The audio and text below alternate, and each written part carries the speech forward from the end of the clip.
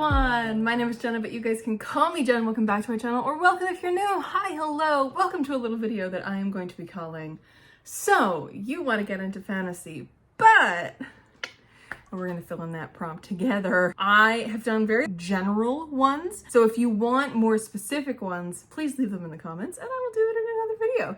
I'm also thinking of doing one for sci-fi as well. The general idea, which you will see as I get into this, is I'm going to basically say, so you want to get into fantasy, but you're primarily a romance reader. You're primarily a horror reader, etc., etc. So that's what we're here for, and I hope that if you aren't a regular fantasy reader, you do find a little bit of a gateway in this video, and if you are a regular fantasy reader, maybe you'll find even more of a gateway into wonderful books. So, all right, so we are gonna start very simple with, so you wanna get into fantasy, point blank, because my favorite recommendation for someone who wants to get into the fantasy genre, who is not maybe necessarily like super familiar with it, or maybe you are coming from a background of reading maybe a couple fantasy books as a kid, but like kind of fell out of it and want to get back into it, I highly recommend literally any of Hannah Long's books, H.M. Long. Why? These will give you a wonderful taste of what an epic fantasy can be like, especially an adult epic fantasy. It will guide you through a fantastic fantasy world with wonderful characters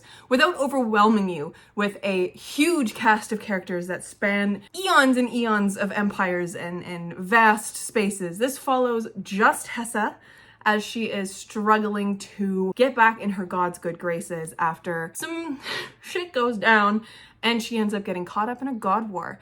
So it's adventure filled, it's quest filled, it feels like a traditional fantasy world to fall into, but absolutely beautifully well done. Hannah Long has some of my favorite world building that rivals J.R.R. Tolkien and Brandon Sanderson, in my opinion. It just is stunning and gorgeous, and you cannot go wrong with these, okay? They are, like, especially this first one. This is the first in a companion series, so there are 4 books in this companion series. Each one of them follow their own storyline, but they are connected chronologically, and the first and the second follow the same character, Hessa. So this is where it all begins, at the beginning, as war is brewing amidst the people and amidst the gods, and it sets off this incredibly epic story. And the final book, Pillar of Ash, came out this year, so it is completed, and it is just all fabulous across the board. And each one of these books are palatable, not crazy long, very, very good, and I find them so compelling and so fantastically readable that I think it is a perfect gateway drug into fantasy, especially epic high fantasy. Prompt is, so you want to get into fantasy, but you are more of a sci-fi reader. So this first one is a little bit of a cheat because it is Gideon the Ninth, and this is technically a sci-fi fantasy, but in my mind, it is more sci-fi than fantasy, but in a lot of people's minds, it's more fantasy than sci-fi because this follows necromancers and it's in like a secondary world, so kind of has like a magic twist to it. So it's very fantasy based and it is so much fun. It brings in the elements of sci-fi that I really like, which is the kind of vast world, but we're focusing very insular on just a couple characters, and this is quite fun and quite mind-boggling. It's my favorite book of all time, so of course I have to recommend it to you. I love this book so fucking deeply. She is a fantastic writer with oh my god, her jokes and her quips and the way she layers her worlds together in this is just absolutely fantastic. And I think if you really quite like sci-fi, you will get a kick out of this, and it'll be a nice step into the fantasy genre with it. So, if you don't know what Gideon the Ninth is about Gideon and Harrow. Harrow is a necromancer. Gideon is just a girl who wants to get off of this world that she's been put on. She is one of the only 2 remaining young generation people, Harrow being the other one, because like 200 babies died at one point for some reason. And at the beginning of this, Harrow gets a call from the Emperor, is offered basically the opportunity to get into a lictor ship, if you will, which is something very high up and amazing, and Gideon ends up having to be her cavalier to do so, which is a fighter of some kind. But love, amazing, 10 out of 10, was my favorite book of all time, of course. The second book I have for that prompt is one that I honestly don't know if I can explain, so I'm gonna ramble until I find my point. When I was looking at my shelves, all the fantasy books on my shelves kind of hit different for different reasons, and a lot of the sci-fi books on my shelves, so I have a lot, if you are a fantasy reader going into sci-fi, which will be for my sci-fi video, I have a lot of those that go really well. If you're bigger into fantasy, trying to get into sci-fi. The book I have to recommend you is Black Sun by Rebecca Roanhorse. Now, follow me here. This is such a beautifully well done fantasy book. True to its name, fantasy book. It is a little slower. It kind of feels like a prologue, but not quite. I think it lends more of the Robin Hobb-esque slow approach to fantasy. So if you are intimidated by Robin Hobb, maybe start with something a little slower, but a little bit more, not as 15 book long or however long her Realm of the Elderlings is, and dive into this trilogy that is now completed. And I think this gets across the classic elements of fantasy, where you have gods and magic and a bunch of different people kind of coming together, not an overwhelming cast, like 3 or 4 people who are the main players in this game. It is a very interesting way to wrap everything together and kind of come along this almost, is it fate? Is it cosmic? What's actually going on type of narrative. And I think that is going to scratch an itch for sci-fi readers. I don't know why, but I think it does. I think it's going to scratch that itch. And it is going to be a wonderful place to go because it as I said, it does really well with the classic fantasy elements, but it feels more fresh and modern because it's not written by a white man, you know? Like, it's indigenous and it is queer and it has incredible narratives at the heart of it. And I think it does a lot of these classic fantasy elements, but very interestingly and modern. I don't know. If you have read this, tell me if I'm losing my mind at recommending this because I gotta know. So you want to get into fantasy, but you are more of a historical reader. Now, there are a lot of recommendations for this one. Leave them down below if you have any more for them, of course, but I think the best place to start if you are more of a historical reader, historical fiction reader, go for She Who Became the Sun by Shelley Parker Chan, because this arguably is just a historical book with like a sprinkling of magic. Like, yeah, that's basically it. It is kind of a retelling of a certain emperor, a Chinese emperor, reimagining of their life, and it focuses on a young person who at the beginning of this book just goes by Girl, and they are unnamed and their brother has been destined for greatness. But once their father and their brother both die, and their brother like kind of gives up on this dream, this person takes his name, becomes Zhu Chongba, and decides to take their brother's greatness. It is just fabulous. Like the conversation about gender and the gods and fate in this book is just incredible. This is an honest to God masterpiece of a work.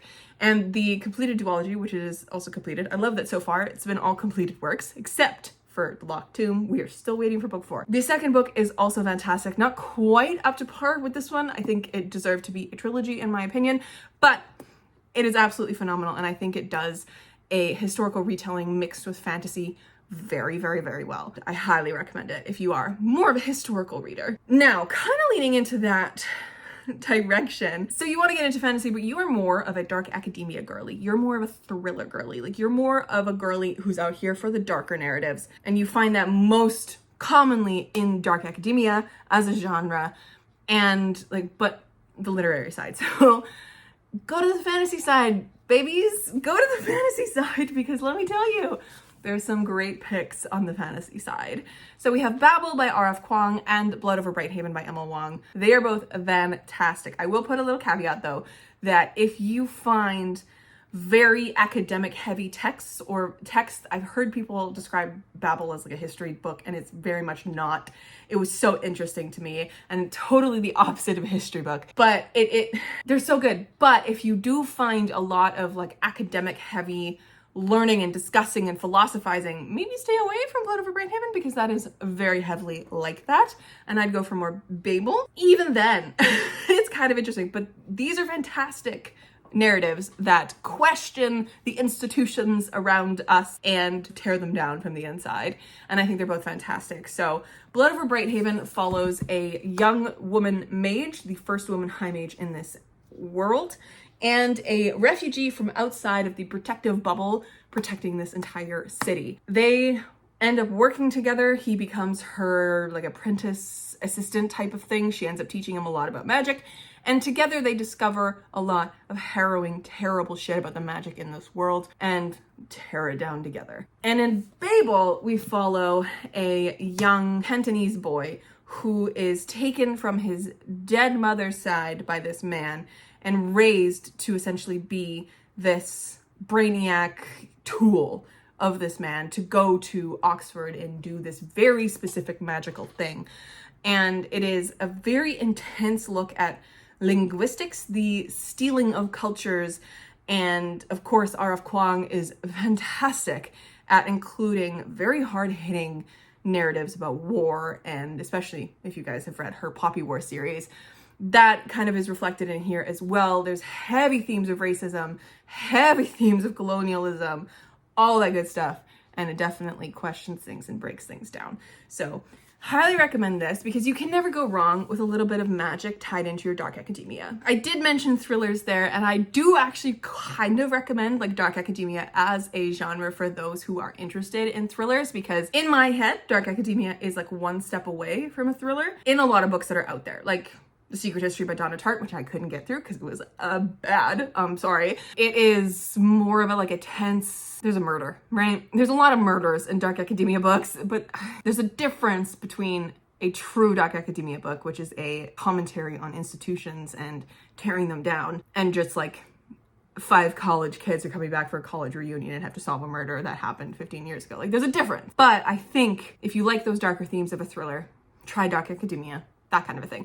If you like horror though, and you lean more into the horror vibes, fantasy is one of the best places to find these horror underlying tones. For some reason, my brain won't tell me any more than just this one that I have here, but this one that I have in my hands is one of the best that I have read. Because listen, horror does its best when it is pulling from very real experiences and very livable things. Like I was having a conversation with my boss and my coworker the other day in a meeting where we were talking about the movie Final Destination and the fact that no matter what or who you are, I haven't even seen the movie Final Destination, and I still think about this every time I'm driving on the highway behind a truck with those logs in the back. Anytime I'm driving behind a truck that has something tied down, not like locked up in a trucking container, I get scared. And it's elements like that that pull on the reality, the lived realities of people that are very real and happen to us every day, or could very well happen. I know they probably won't happen because things are usually pretty well tied down, but like, you know what I mean? So it's interesting to say that fantasy is a very good place to explore these horrifying things, but I think fantasy is one of the best drivers of horror, because there is something so terrifying about having these real life horror things go weird, twist magically. It gets me. And this is why I want so many thrillers to go supernatural, because as soon as they take a step back and it becomes super mundane, it takes the scare factor away. So I want it to lean into this thing that like something is spooky, something's happening, and horror and gore and these really dark themes, I don't know, they just work really well in fantasy. They also really work really well in sci-fi, but in fantasy especially, because something like The Helm of Midnight by Marina Lostether. This is the first in another series. This was genuinely so atmospheric and creepy from the word go. It is phenomenal, all right? So I don't talk about this book enough. It knocked my socks off with the genuinely horrifying elements that are brought into this, because it follows our main character who is kind of a guard type figure. And at the beginning of this book, she is protecting or working this event where a bunch of magical artifacts are laid out for like a view in a museum, like, you know, those kind of events. And during this event, there are these creatures coming in from the outside and like attacking the windows, and they're very dangerous creatures, and there's a very specific way to handle them. And it's this like lurking in the darkness type shadow figure. It's terrifying. And there's also the very real elements of serial killers brought into this magically. So in this, one of the elements that is on show is a really famous mask. In this world, there are death masks that you can get done that pull on the death masks that are in our world. But in here, they're magical. So they are infused with the essence of whatever the person who puts it in their will that they want a death mask made, it's imbued with that. So a scientist who is very, very progressive in their field or whatever can imbue their mask with all of their thoughts and all of their learnings and all that kind of stuff. so that when a wearer puts it on, they kind of get some of that personality into them and they gain all the knowledge from the mask. During this party that our main character is guarding, the serial killer's mask is stolen and people start dying around the city in the same way that the serial killer did when he was alive. And it follows also the serial killer when they were rampant and a few other people who are affected by it. It genuinely has like wonderful horror elements to it. And I think having that magical element to something horrifying gives something that is so grounded in reality, as I was explaining earlier, that sprinkling of otherworldly and this like very overwhelming feeling that is like out of this world almost. I don't know if I'm explaining this very well, but this is fantastic and I highly recommend. So you want to get into fantasy, but you're more of a mystery reader. Well, I got 3 options for you. So if you're more of a cozy mystery reader, go with Drinks and Sinkholes by S. Usher Evans, because this is the sweetest, magical, cozy fantasy I've ever met, wrapped in a cozy mystery blanket. It was so fantastic, and the mystery in here is tight and concise and tasty and delicious. And this is the first in like a 9-book series or something. I think S. Usher Evans is releasing 7, 8, and 9 this year still. Girlie is a machine, and she writes a fantastic book. I've only read this first one, but I really enjoyed it. It follows an amnesiac shopkeeper who, in this book specifically, has to figure out why there are sinkholes popping up around her little village of Pig's End, and because they're threatening her inn, like her inn could fall into these sinkholes. So she has to figure out what's causing them. It is a very small town, very lovely, and it has a lot of little mysteries and a lot of really interesting characters. So highly recommend this if you're into cozy mysteries. If you're into just regular mysteries, I highly recommend these 2 next. We have P. Djeli Clark's A Master of Jinn. This is a fantastic sapphic set in our world of Cairo, but like with a magic bent to it type of book. And it also follows the like mass murder of a cult. So it is very interesting, and we have a fantastic main character named Fatma, who is the youngest detective. I think she's the youngest detective? Youngest woman working for the Ministry of Alchemy, Enchantments, and Supernatural Entities. She's not a rookie because she's got some novellas that she's done other stuff in, but she is certainly in for it in this one. I highly recommend this. It is so fun and so magical, and it does have a wonderful mystery at the heart of it. And I think fantasy really flourishes in my eyes when it has mystery elements to it like this, where the characters are trying to figure things out. I think that is just genuinely like the best route of fantasy for me personally. So I love me some fantasy mystery books. And of course, one of my favorite books of all time and my favorite book of the year so far, I have to recommend Empire of Exiles by Erin M. Evans and its sequel, Relics of Ruin. Both of them follow different kind of mystery takes in the fantasy genre. So this one specifically is a pseudo-locked room mystery. We are focused mostly in the archives, in the Imperial Archives, and the mystery that happens is in this one specific room, not in the archives, slightly outside the archives, where this murder-suicide happened. And it also contains like a memory changing type situation. It involves a lot of history and these figures that are supposed to be dead but aren't dead, and just people with so many secrets and so much wonderfulness that makes them feel so real. Incredible. So this follows a cast of characters, but our main character could arguably be Quill, who starts out this book going to the Imperial Archives with a request because he is a perenni. He is a scribe type person, an apprentice scribe. He goes to the archives with his buddy and with a request from a very famous family to withdraw a number of famous artifacts that are tied to the Karazi rebellion that happened 23 years ago. And it's weird because it's been requested by the Karazi family. And so this kind of kicks off this thing, and then Quill witnesses his best friend commit the murder and then suicide, and Quill's like, that wasn't my bestie, that's not supposed to happen. And it kind of kicks off this investigation as to like what really is happening and what went down. And it's a lot, and it's wonderful, and it's incredible, and I fucking love it so fucking much. And then the second one, Relics of Ruin, they find a skeleton where there should not be a skeleton. So Love that. So you want to get into fantasy, but you are more of a literary fiction reader. Well, I got you, babies. So, oh, actually, there's one more that just came to mind. It is in a pile of books that I'm not going to get out. I would highly recommend, first up, if you are like carefully dipping your toe into this, I would recommend The Vampires of El Norte by Isabel Cañas, because this is a genuinely lovely genre-bending type of book. The fantasy elements of this book only really come through in the creatures in this world. Everything else is very gothic, very historical, very literary, and a little dash of romance. So this follows our two main characters, Hector and Nina.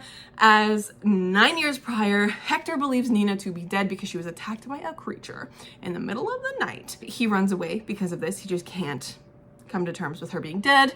She's not actually dead, she's totally fine. And comes to present day, Nina is asking her father to be part of the contingent to be a healer because there's Yankees coming to the border and trying to like infringe on their lands. It's war torn, all that kind of stuff. And there's also vampires. Nestor comes back, realizes Nina's not dead. Is it Nina?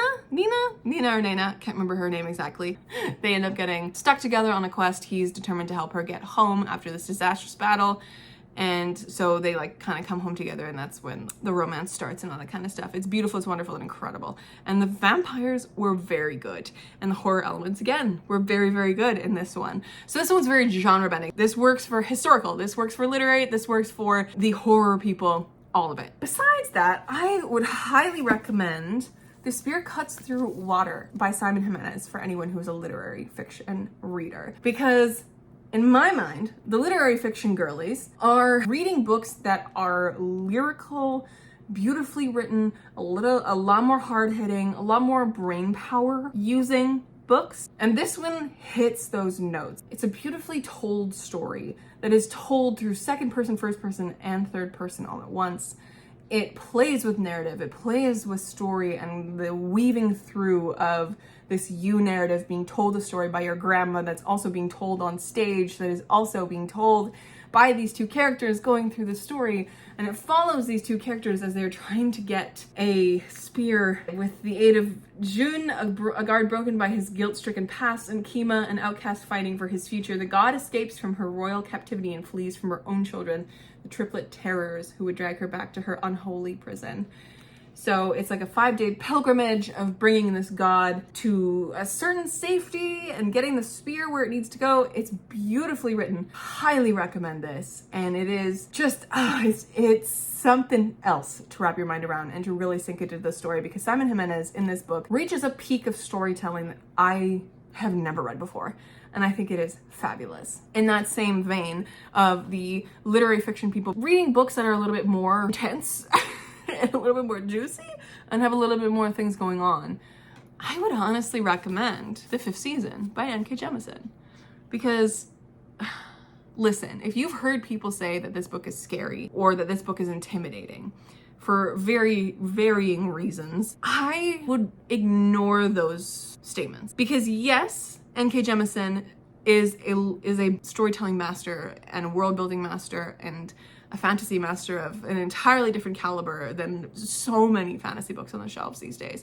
And yes, it can be a little weird to wrap your mind around, but I would argue it's harder to wrap your mind around Harrow the Ninth than it is this one. Because this one is still a relatively straightforward story about 3 separate POVs, all the different stages in their life. Each one of them are a magic user of some kind in this world.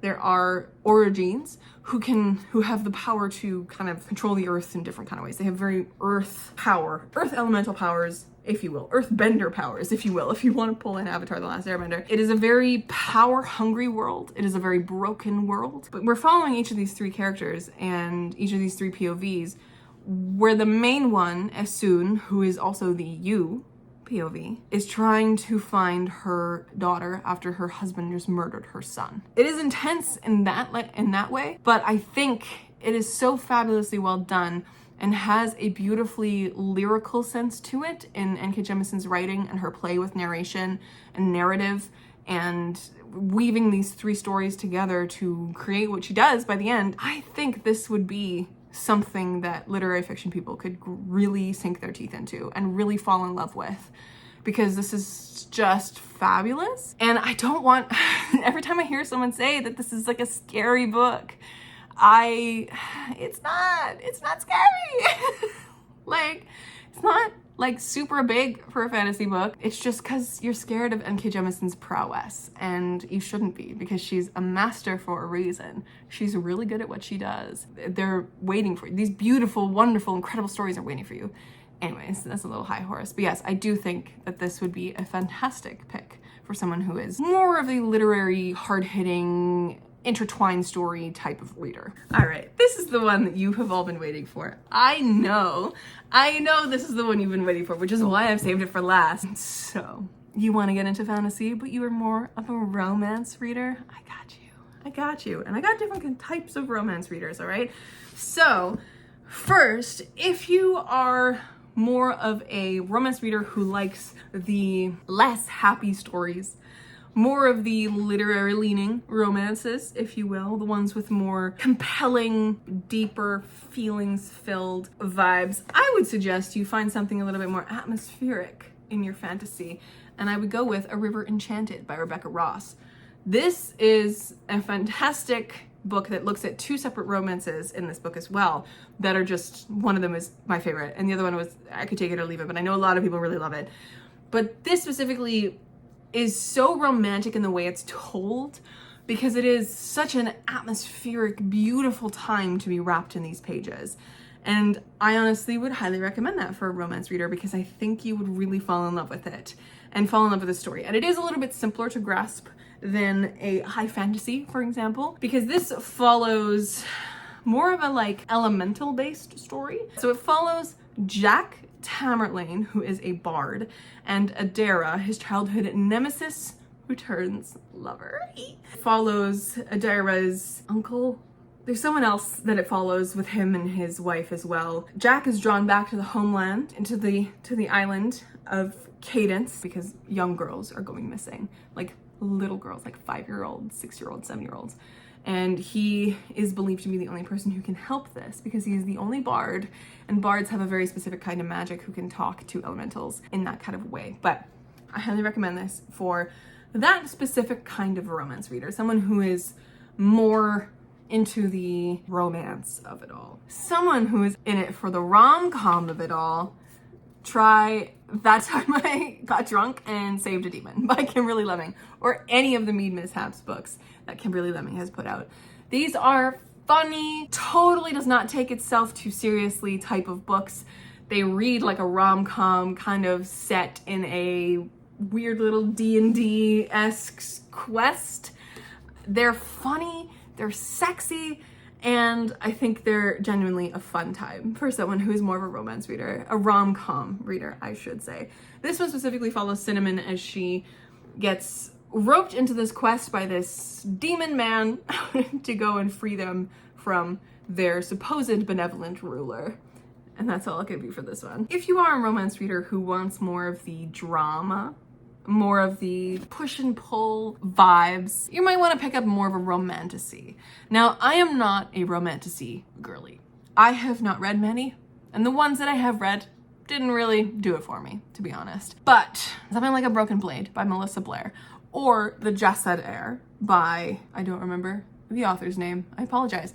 This one I would not say is a romantasy, but it hits those beats of a true enemies to lovers. There is not a single ounce of attraction between the two love interests until like past 60% in this book.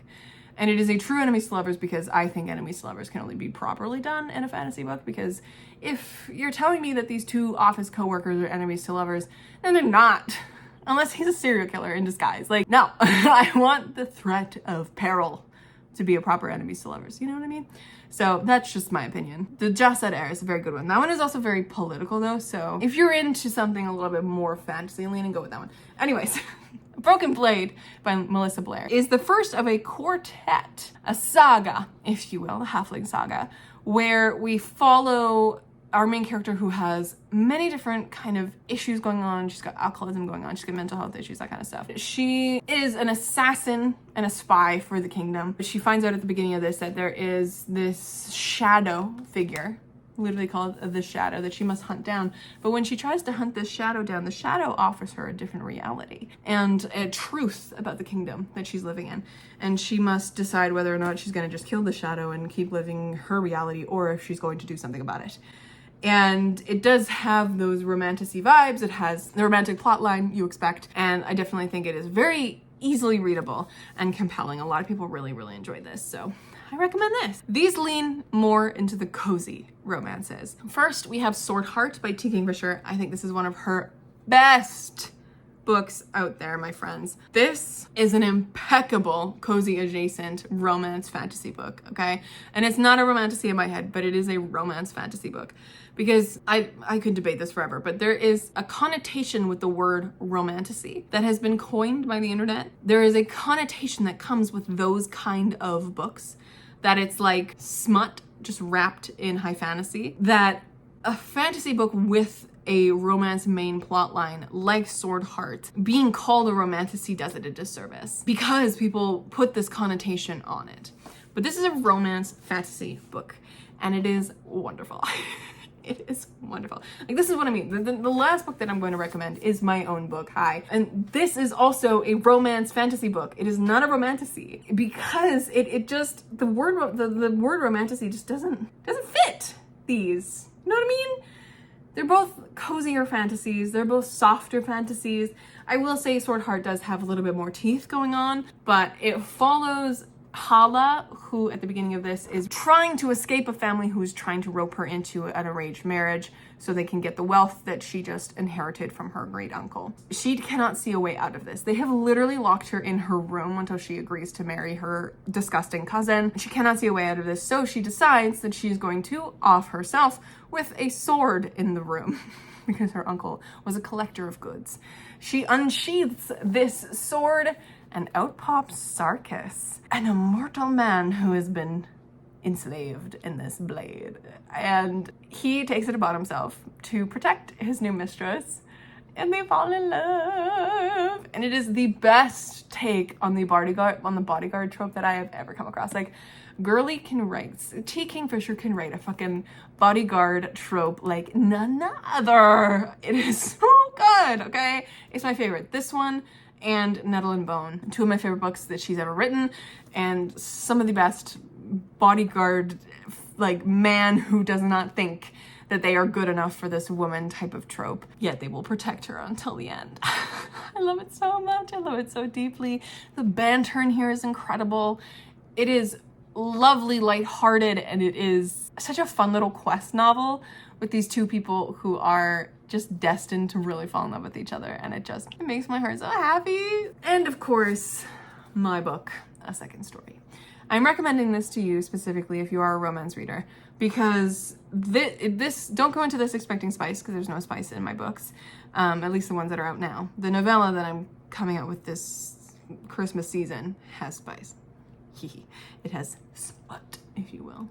A very steamy, sexy scene. Anyways, but my two cozy fantasies are out right now. Do not have any spice in them. They are definitely just Hallmark movie romances wrapped in high fantasy. I have had so many people come out of reading this book and say that they are not usually fantasy readers, but they adored this and they found it perfect, and like, which is just incredible to say, and to have reviews like that, it just makes me so happy. But that is why I'm recommending it to you, because if you are not necessarily a fantasy reader, try cozy fantasy.